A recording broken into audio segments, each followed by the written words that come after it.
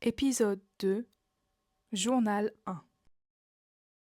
Salut tout le monde, j'espère que vous allez bien. Bienvenue dans cet épisode 2.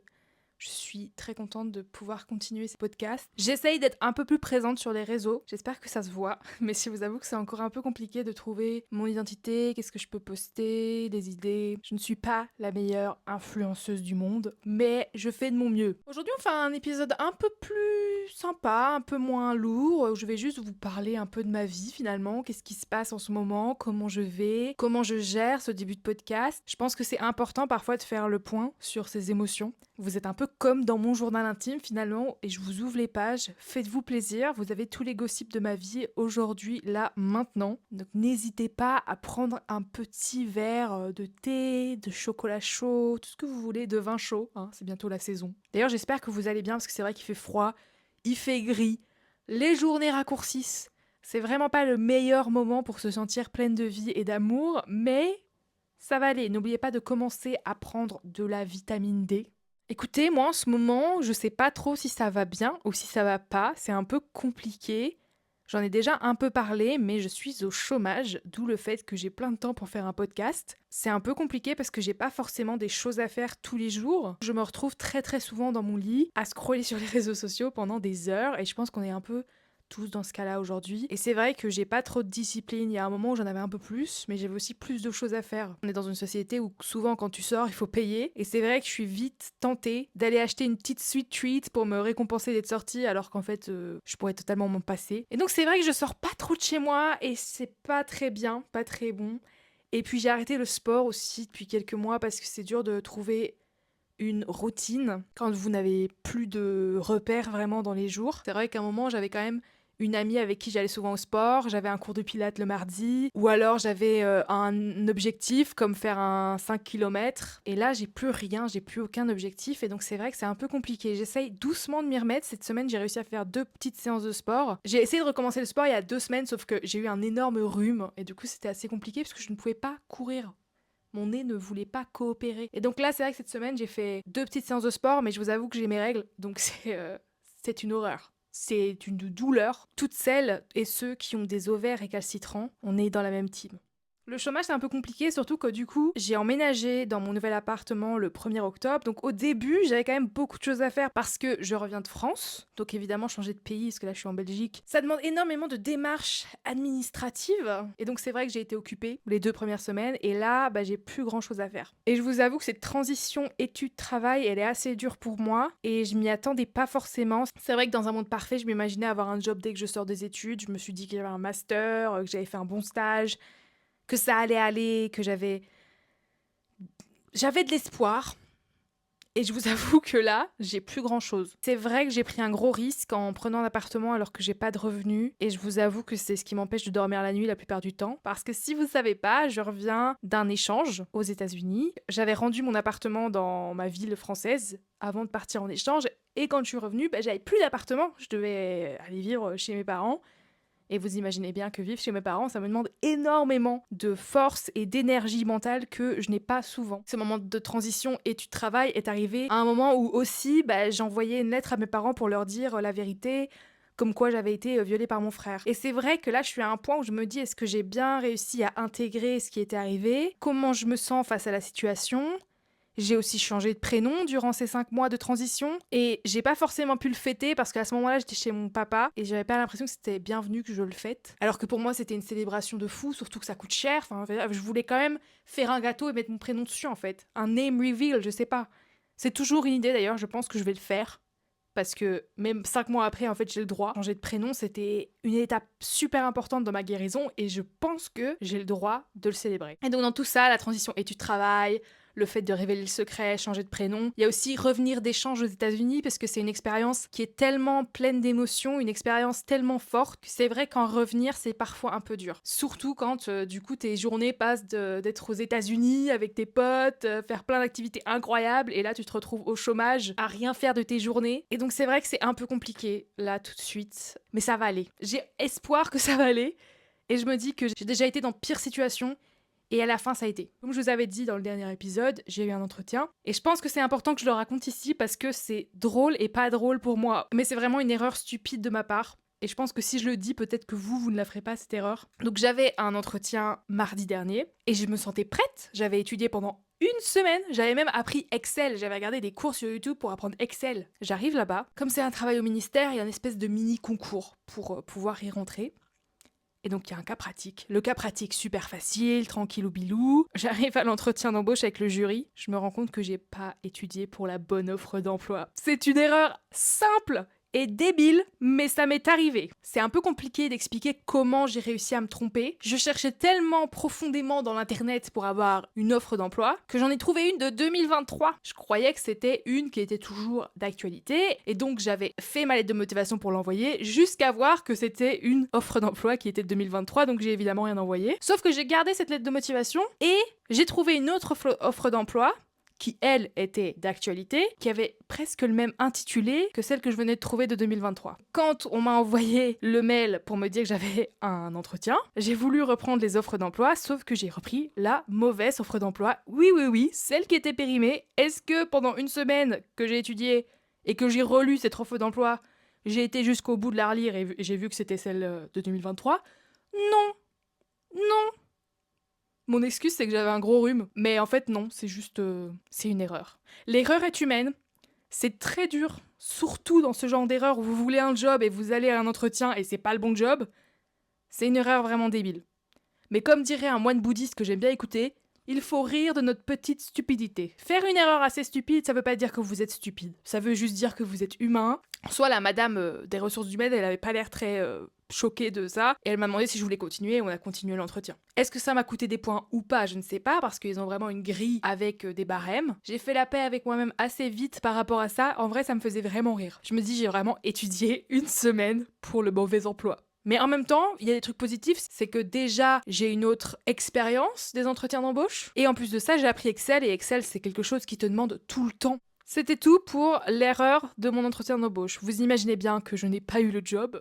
Maintenant, je vais rebondir sur une autre information que je vous ai donnée plus tôt. Je vous ai dit que je n'avais pas de revenus, parce que je suis trop jeune, je n'ai pas droit au chômage, ni en France ni en Belgique. Donc je vis sur mes économies là tout de suite. Et quand je suis arrivée en Belgique, j'ai mes colocataires et mes amis qui m'ont parlé d'aller demander un revenu d'intégration.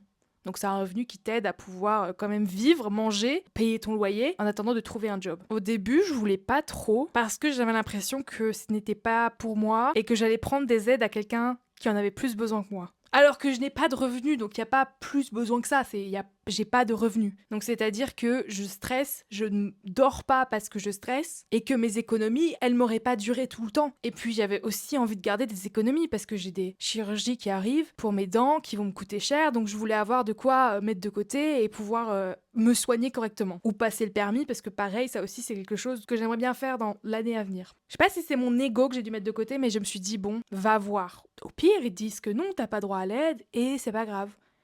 Mais c'est vrai que demander de l'aide, accepter que t'as pas réussi comme tu voulais réussir, c'est très dur. Accepter que j'ai pas eu le job de mes rêves dès que je suis sortie des études, et que j'aurais certainement pas le job de mes rêves avant un petit temps, c'est très dur. Donc j'ai été là-bas, j'ai fait la file pendant quelques heures, et j'ai rencontré une assistante sociale qui était très sympa, et elle a reconnu qu'effectivement c'était dur. Déjà, ça me permet de respirer un peu plus sur le fait que je vais pas devoir prendre le premier job qui vient. Et quand je dis ça, ça me dérange pas de prendre un job alimentaire, ça a toujours été dans mes plans. Au début, j'allais chercher dans ma branche et puis à un moment, j'allais prendre un job alimentaire. Mais il y a aussi le fait que si j'avais trouvé un job et qui ne me plaisait pas, dans le sens où par exemple c'est très très dur physiquement, ou si mon patron n'est pas forcément très sympa, parce que ça m'est déjà arrivé, mais je me sentirais pas ok de le quitter et de me respecter si je n'avais pas un revenu derrière qui aurait pu m'aider. Tandis que là, si j'ai un revenu qui est justement là pour m'aider le temps que je trouve un job, déjà, ça m'aide à pouvoir me dire que ça va.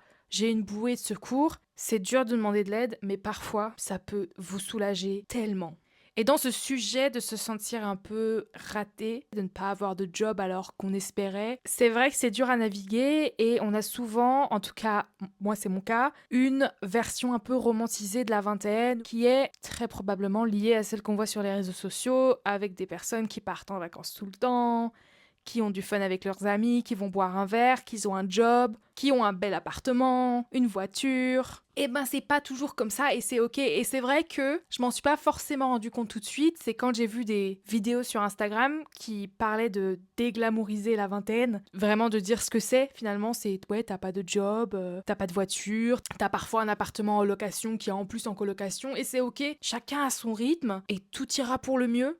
Si vous voulez rester en colocation jusqu'à 40 ans, il n'y a pas de souci. Il y en a qui même préfèrent vivre avec des gens et c'est compréhensible. Il fallait vraiment que je me regarde dans un miroir et que j'arrive à dédramatiser ma situation et ne pas voir ma vingtaine comme quelque chose qui doit absolument être avoir un appartement toute seule, avoir un permis et une voiture, partir en vacances, avoir un job de rêve.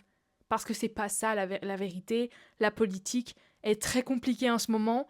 Les jobs sont très chers en ce moment, tout est cher en ce moment de toute façon, et c'est totalement normal de pas avoir tout ce qu'on voit sur les réseaux sociaux. Et d'ailleurs, les réseaux sociaux, c'est pas toujours la vérité. Moi, si vous allez sur mon profil personnel Instagram, vous allez voir que j'ai plein d'highlights, j'ai été partout, j'ai fait plein de pays. Ça veut pas dire que je voyage tout le temps, mais j'ai quand même beaucoup voyagé.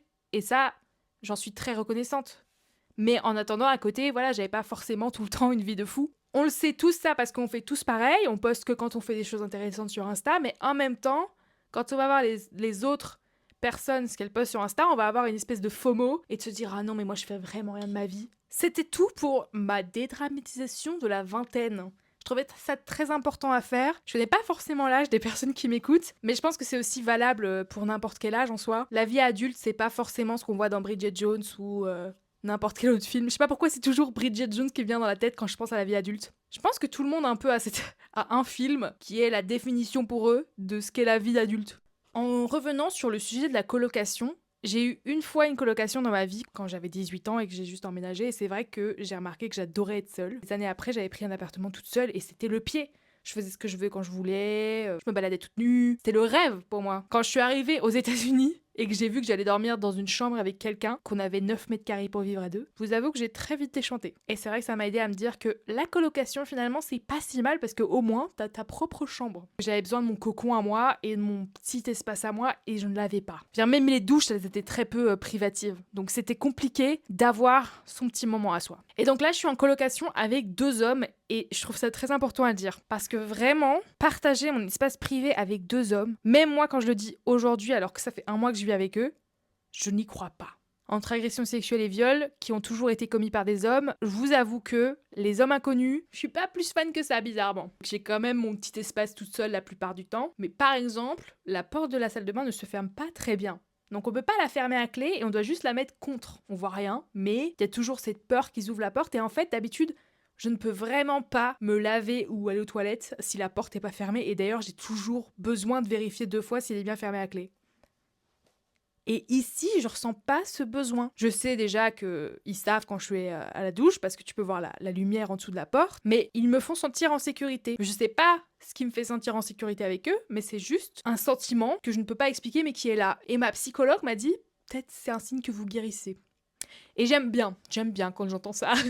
On va clôturer sur le fait que je vis avec 2 hommes et que tout se passe bien, parce que du coup, il n'y a rien à dire plus que ça, que tout se passe bien, et de vous donner de l'espoir qu'un jour ça ira, et que la guérison, parfois, ne se voit pas, mais se ressent. Et c'est quand vous parlez à des gens, comme je vous parle ici à vous ou à votre thérapeute, que vous comprenez qu'en fait, vous guérissez. Donc n'oubliez pas de parfois faire le point et de parler, parce que ça aide à se rendre compte des choses.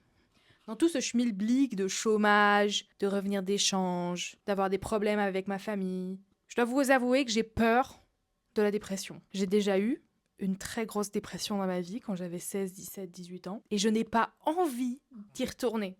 Ça me fait peur. J'ai vraiment une peur bleue de retourner dans un état de dépression profond. Et donc à chaque fois que je n'ai pas la motivation, que je me sens triste, ça me fait peur. Comme je n'ai pas de rythme en ce moment, c'est très facile de rester au lit pendant 8 heures. Heureusement, j'arrive quand même à voir ces petits moments et à me dire que je vais faire quelque chose pour sortir dehors, bouger mon corps. J'essaye du mieux que je peux, c'est pas facile tous les jours. Il y a des fois où je me dis que je vais faire quelque chose et je ne le fais pas. Là, ce matin, j'ai été sur mon balcon. C'est déjà une victoire. J'étais sur mon balcon faire un peu de sport. C'était 16 minutes de sport, c'était pas grand-chose. Mais c'est 16 minutes où je bougeais mon corps et j'étais dehors. Je prenais un peu de soleil parce qu'il y en avait ce matin. Miracle, en Belgique, il y avait du soleil. Et je sais que j'ai les ressources pour essayer de ne pas plongé trop profondément dans la dépression. Maintenant, j'ai une psychologue.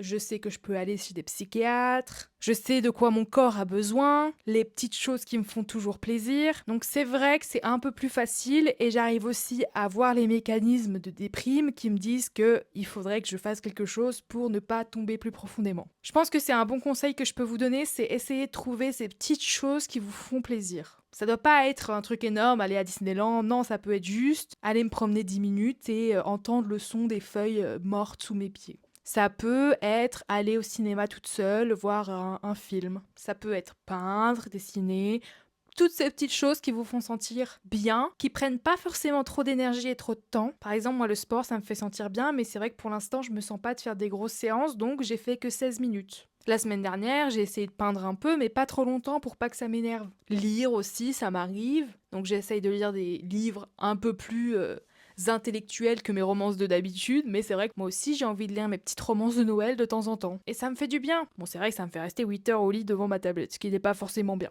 J'essaye de garder un rythme au chômage. Au début, quand j'ai emménagé ici, il y avait énormément d'ouvriers qui venaient faire des petites réparations, donc je devais me lever tôt, ça m'aidait à pouvoir avoir un rythme, je devais parfois aller à des rendez-vous tôt, j'avais beaucoup de choses à faire comme je l'ai dit avec les démarches administratives. Aujourd'hui, c'est un peu plus compliqué car j'ai moins de choses à faire.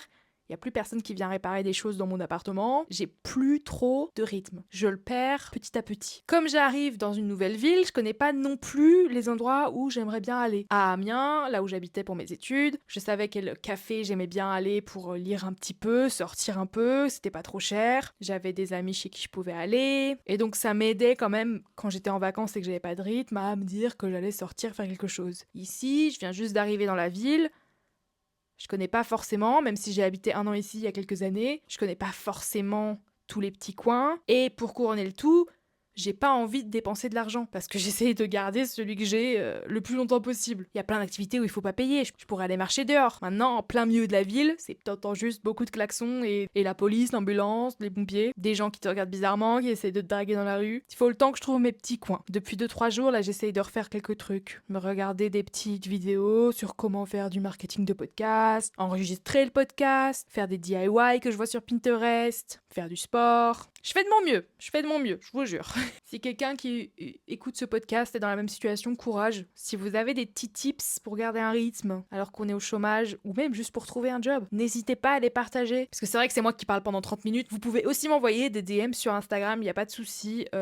Mon Instagram, c'est Voix Nue Podcast. Venez me suivre et on s'échangera des tips de chômage. En conclusion, c'est très dur pour moi pour l'instant de rester occupée et positive.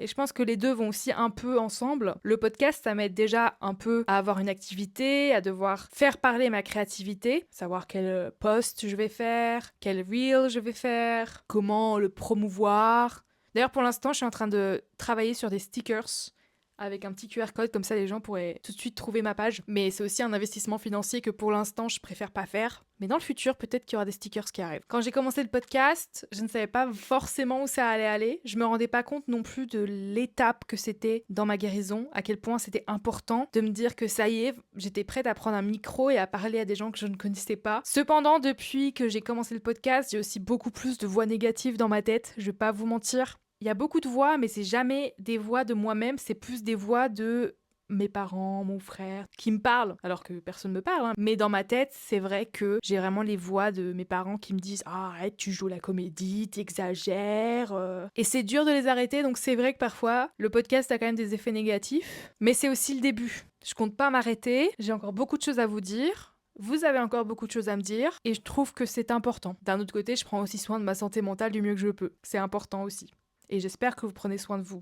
J'ai aussi une peur assez inexplicable de découvrir qu'en fait je suis coupable. On en a déjà parlé à l'épisode précédent, cette impression d'être coupable de l'inceste. Et maintenant que j'ai enfin compris que j'étais pas coupable, j'ai peur de découvrir que je suis coupable. Comme si un souvenir allait émerger, qui allait changer toute la dynamique et me dire « Charlie, c'est toi la coupable ». Ou que quelqu'un m'envoie un DM pour me prouver avec des bonnes preuves que je suis coupable. C'est bête, hein, mais moi ça me fait peur. Peut-être un jour elle me quittera et je vous ferai un journal numéro 52 où je vous dirai Guys, elle m'a enfin quitté, quoi. Miracle. C'est ça la guérison. Tout comme la peur de laisser la porte de la salle de bain pas verrouillée, qui m'a quitté sans que je m'en rende compte. J'espère juste que cette peur, elle suivra le même chemin. Si vous me suivez sur Instagram, hier, on était le 7 novembre, j'ai posté une vidéo de moi qui était pas très bien dans ma cuisine parce que j'avais vu le nom de mon violeur sur mon téléphone. Et je voulais faire un petit retour de ça ici dans le podcast pour vous expliquer un peu. Pour ceux qui n'ont pas Instagram ou pour ceux qui veulent plus d'explications. C'est vraiment arrivé de manière débile et c'est déjà arrivé plusieurs fois, mais c'est vrai que comme j'ai coupé les ponts et que je suis très en accord avec moi-même sur le fait que je veux plus lui parler, c'était pas forcément le bienvenu sur mon écran de téléphone. Et c'est débile parce que c'est juste parce que, et je ne sais pas du tout comment c'est arrivé, mon adresse mail est reliée à un de ses comptes de fidélité. Et donc, quand il achète quelque chose dans ce magasin, j'ai droit à un mail avec la facture. Où ils me disent « Bonjour monsieur tatata, voici votre achat ». Donc, c'est même pas un mail de lui, c'est pas un message de ma famille, non, c'est vraiment un mail d'un magasin random en Belgique. Mais ça m'a tellement énervée. Toutes les émotions sont ressorties d'un coup. Et mon premier réflexe sur le téléphone, c'est de me dire « Oh, ça va aller, ça va pas faire plus d'effet que ça ». Et en fait, j'ai accepté que les émotions arrivent et là, tout est arrivé. La rage, la tristesse... la colère. Et juste même la colère du fait que lui, il n'ait pas de problème financier et puisse s'acheter des trucs super chers. C'est débile, mais moi, c'est quelque chose qui m'énerve. C'est peut-être une rage pas expliquée et j'ai peut-être pas le droit d'être rageuse par rapport à ça, mais je le suis. Parce que oui, voir ton violeur qui réussit bien sa vie, c'est chiant. Et on a le droit d'être embêté. Mais c'est vrai que ça serait mieux si ça ne nous atteignait pas. Je vais pas mentir. C'est arrivé quand je cuisinais. La cuisine, c'est mon petit moment sacré. J'avais mis ma petite musique, j'étais en train de faire mon petit risotto. Et le risotto, c'est un plat que mon papa faisait très souvent. C'était une des rares occasions où j'avais le droit de l'aider dans la cuisine, à faire les petites boulettes de viande, à touiller, mettre le riz. Et donc, c'était toujours un bon souvenir pour moi de mon enfance. Et pareil, après, il nous donnait les champignons dans son assiette parce qu'il aimait pas les champignons.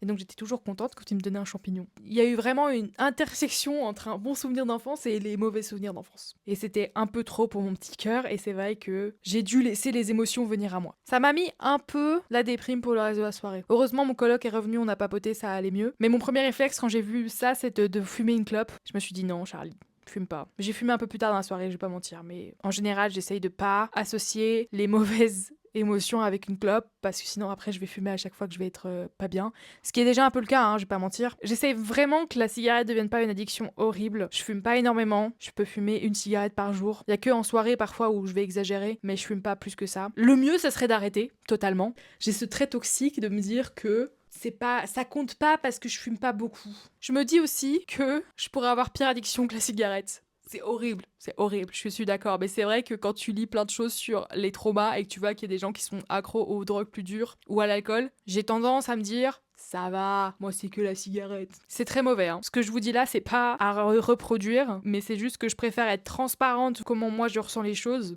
C'était mon petit point sur mon petit mental breakdown. J'espère que ça vous a aidé à un peu mieux comprendre. Et c'est vrai que ça arrive toujours, ce genre de moment arrive toujours quand on s'y attend pas.